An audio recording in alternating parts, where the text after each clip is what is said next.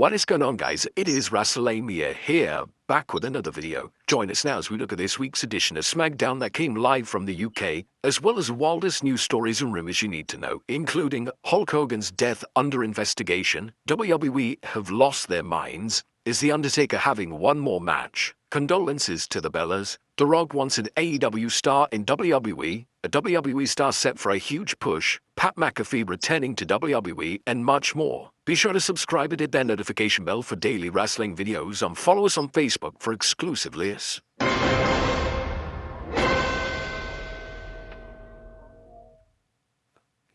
As always, we'll recap the show, but just provide you with the good, the bad, and the downright ugly. As always, we start off with the good, as number 1, Becky's surprise appearance. A SmackDown Live from Ireland opened up with a surprise appearance from Becky Lynch. The reigning Women's Intercontinental Champion received a thunderous reaction from her home country, and hilariously, she proceeded to turn on her own country by informing them that she campaigned for the show to be cancelled. Lynch's promo would eventually be interrupted by Tiffany Stratton, Nia Jax, and Jade Cargill, before a tag match was made official for later in the show. This was an extremely fresh promo, and it was great to see a women's segment open up SmackDown and be given efficient time to connect with the live crowd. Number 2, the crowd itself. The crowd from Dublin, Ireland was electric for the entire 2-hour broadcast. They were on fire and into virtually everything on the show. International crowds are always a treat, and the Irish fans definitely stake their claim for a future WWE Premium Live event. Number 3, we want Miz. The Miz received perhaps the largest ovation of his career on SmackDown. The Irish crowd adored Miz, and seeing the crowd boo Carmella Hayes in favor of the Miz made for a very unique dynamic in Melodome Miz's tag match versus the Motor City Machine Guns, which they actually won. Number 4, the Wired Six. A WWE is always about the background details, and we definitely got some on SmackDown, as during the promo segment between the MFTs and Jimmy and Sammy, you could definitely see somebody lurking in the back, and that person was Wired Six leader Uncle Howdy. There was also a very creepy instance of Nikki Cross being in the background during the promo exchange between Mishina, Kiana James, and Julia. Like, seriously, is that not terrifying? And Cena shines. John Cena delivered an epic babyface promo in a segment with Logan Paul. Cena's promo work is still without a doubt his biggest strength, and Cena did a stellar job in selling the PLE match with Logan Paul. Cena would even name-drop names he wanted to face during his final run, including Dominic Mysterio and Jacob Fatu, so hopefully there's still time left in Cena's schedule for him to fulfill those matches. The Cena and Logan rivalry itself definitely picked up steam, with Logan ambushing the former WWE Champion to close out the broadcast.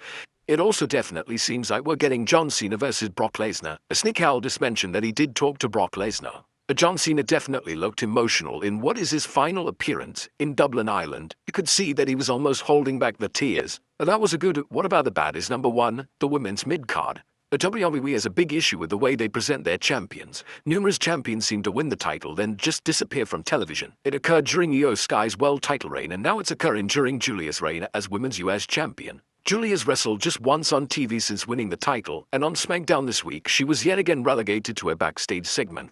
WWE's idea is probably that this makes the champions appear as special attractions, but it doesn't come across that way. The champions are coming across as background characters. And where's Cody? Another week without WWE champion Cody Rhodes. WWE acting like Rhodes is medically cleared, despite it being common knowledge that Rhodes is filming a movie. SmackDown needs a full-time WWE champion, and it also appears that WWE are holding off on the Rhodes vs. McIntyre match, and it's now looking likely to take place at WrestlePalooza next month. As at the Downright Ugly on this show, while SmackDown is without a doubt the inferior show compared to Raw, thankfully this week the Irish crowd carried the momentum of the show. It would have been great to see the reigning WWE champion Cody Rhodes, but at least John Cena and Randy Orton were present, so the show at least featured a major star or two. What did you guys think of the blue brand this week? Let us know in the comments down below. Now, let's move on to the news. Our first story looks at Hulk Hogan's death under investigation. No top story today takes a look at a new report relating to the passing of Hulk Hogan, as it's now been alleged that medical malpractice could have led to Hogan's passing last month. In a report published by TMZ, it's been stated that an occupational therapist was present when Hogan stopped breathing, and this therapist directly told the responding officers that Hogan was a victim of medical malpractice. Hulk Hogan may have been a victim of medical malpractice that may have cost him his life. This according to sources connected to the death case. Law enforcement sources tells TMZ Sports. The Clearwater PD police report regarding the 911 response to Hulk's home that day he died says an occupational therapist was present at the wrestling legend's Florida residence when he stopped breathing. According to the report, the therapist told responding officers Hulk was a victim of medical malpractice. The therapist says during the recent operation, it's unclear if it was the surgery to repair his heart or a neck procedure. The surgeon severed his phrenic nerve. And naturally, this report has been a hot topic across the world, and there have been subsequent updates since TMZ first published the report. The Clearwater Police Department said in a statement to TMZ that the investigation into Hogan's passing is still underway, and they need to interview multiple witnesses. We've been in communication with family members, including his son Nick and daughter Brooke. The unique nature of this case has required us to interview multiple witnesses and seek medical records from a variety of providers, and our detectives continue to do that. All of this takes time. Hogan's widow Sky Daly confirmed to TMZ last night that Hogan's phrenic nerve was compromised during one of his recent surgeries, and an autopsy on Hogan has since been completed.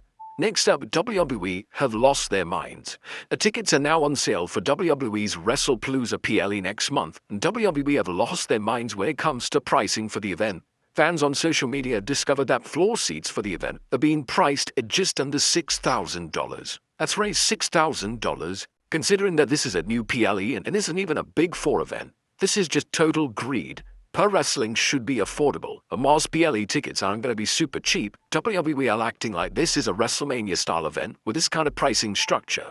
WWE are hoping that the announcement of John Cena appearing on the show is some justification to charge this amount of money, but as things stand, there isn't a single match that has been made official for the show. Next up is CM Punk, and happy with his WWE booking. CM Punk is known for his honesty, and during an appearance on ESPN's First Take, the WWE star was outright asked if his second WWE run is living up to his expectations. Punk would state the work he did with Drew McIntyre was spectacular. However, he notes that he's currently in the Seth Rollins vortex. For me, yeah, I think it's been everything that I ever thought WWE could and should be, behind the scenes and in front of the cameras. That's a better question you should ask fans and stuff like that. Because ultimately, they're my boss. They're our bosses. I think the fans could agree I did some pretty spectacular stuff with Drew McIntyre. And unfortunately, I'm currently still thorn in my side Seth Rollins involved in that whole vortex. But we're trying to move on from that. We're trying to get past that. Punk is evidently aware of the memes and jokes fans are making on social media, as Punk has been feuding on and off with Rollins for pretty much 2 years now. And there appears to be no end in sight to this rivalry. Next up is The Undertaker having one more match. Now, The Undertaker has been formally retired since 2020, but this doesn't stop fans and fellow wrestlers asking if he would consider one more match. On the latest edition of his podcast 6 Feet Under, the Dead Man discussed with Bubba Ray Dudley whether he would consider putting the iconic hat and coat back on one final time. No, I don't. Look, the only way I could put the hat and coat back on is I'd have to get back in the ring. I can't do that because that also jeopardizes the legacy. As much as I have here points to his head, and as much as I have here points to heart. I know that there's not enough left in the tank to do that. When I retired, I actually retired half of my character. The hat, the coat, the whole side of The Undertaker are retired. I kind of retain the American badass kind of part of it, the one that actually can relate to people, and so that helps me, because I will not jeopardize that part of my legacy. Our also legendary wrestler didn't get to retire in front of an audience. His cinematic retirement match versus AJ Styles received a universal praise, and the Dead Man himself has even admitted that the match couldn't have gone any better. Next up is a legend coming back to WWE, and it looks like it's only a matter of time before Chris Jericho is back in WWE. In a new report from WrestleVotes, there are several within WWE, including active talent, that would like Jericho back in the company. Additionally, these names expect the deal to be signed once Jericho's AEW deal has elapsed. Next up, the next face at WWE revealed. Logan Paul discussed his upcoming match versus John Cena on Impulsive this week, and the former US champion boldly revealed that he now has aspirations to become the next face at WWE. John Cena is the greatest of all time, for now. I intend to be the greatest of all time, if not one of the greatest of all time. I want my name thrown into the hat. A way to do that is go toe-to-toe with John Cena in every facet of wrestling. That's on the mic, that's in the ring, that's even backstage interacting with people. There's a real thing when it comes to being a locker room leader. Logan would add that he has the capacity to fulfill the role that Cena's done for the past 20 years. The guy who leads the company, who is the face of the company, is respectful to everyone in the crew, to everyone who helps make this well-oiled machine work. And John Cena has been that guy for 25 years, and I fully believe that I have the capacity to do all of that. And these comments appear to be Logan blurring the lines between his real personality and his WWE persona. It'll be interesting to see if this story aspect is integrated into his persona on TV moving forward. Next up, Brock Lesnar's daughter stuns.